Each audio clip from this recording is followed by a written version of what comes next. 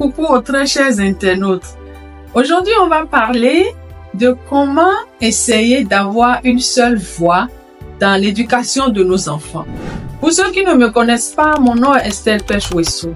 Dans la famille, quand le papa gronde, il faut que la mère se taise. Il faut que la maman ne s'ajoute pas au papa pour gronder l'enfant. Et cela vice-versa. Parce que quand les deux parents grondent l'enfant à la fois, l'enfant se sent délaissé. L'enfant se sent pas aimé.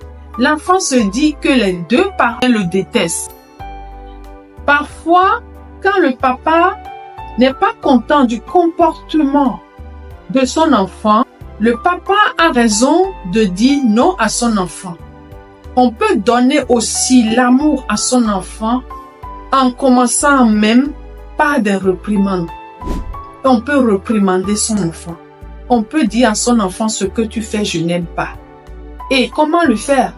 Il ne faut pas dire à l'enfant que je n'aime pas, je ne t'aime pas avec ce que tu fais. Il faut dire à l'enfant, je t'aime, mais je n'aime pas ce que tu fais. Et ça fait que l'enfant se dit, ah, on m'aime, donc c'est ce que je fais qui n'est pas bien. Alors l'enfant va commencer par réfléchir sur ce qu'il fait et il va chercher à corriger vraiment ce qu'il fait de mal.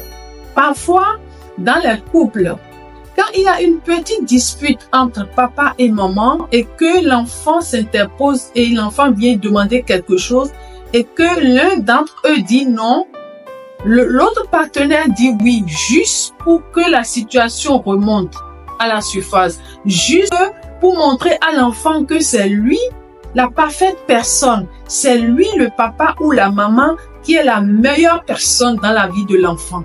Vous savez, en faisant ça, les enfants se sentent traumatisés, les enfants se sentent confus, ils se disent, ils savent plus qui suivre, ils savent pas dans quel virage virer. Les enfants se sentent bloqués et puis ils se sentent tristes aussi. Vous savez, on ne gagne jamais un match tout seul. On le gagne en groupe. Pour cela, ensemble, main dans la main, veillez à l'éducation des enfants avec une seule voix. Quand maman dit oui, que le oui reste oui dans la famille. Quand papa dit non, que le non de papa reste non. Parce que parfois, il y a des enfants manipulateurs qui profitent de ces occasions pour manipuler et le père et la mère. Et tout le temps, il y a des histoires.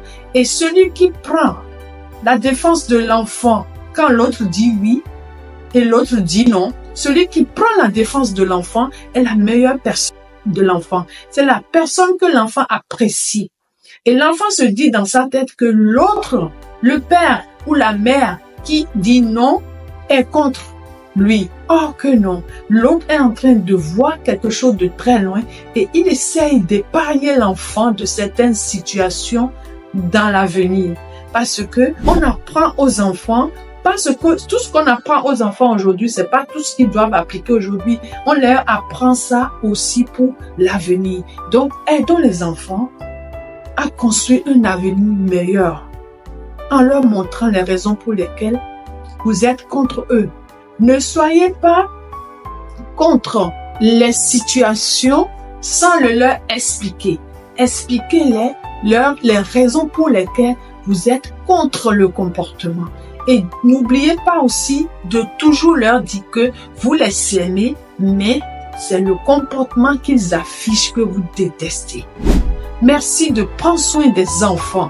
Ils sont trop beaux, ils sont trop bons, ils sont trop gentils. Et que Dieu donne à tous ceux qui n'en ont pas d'en avoir parce que c'est une très belle expérience de la vie. Merci de m'avoir suivi et paix sur vous.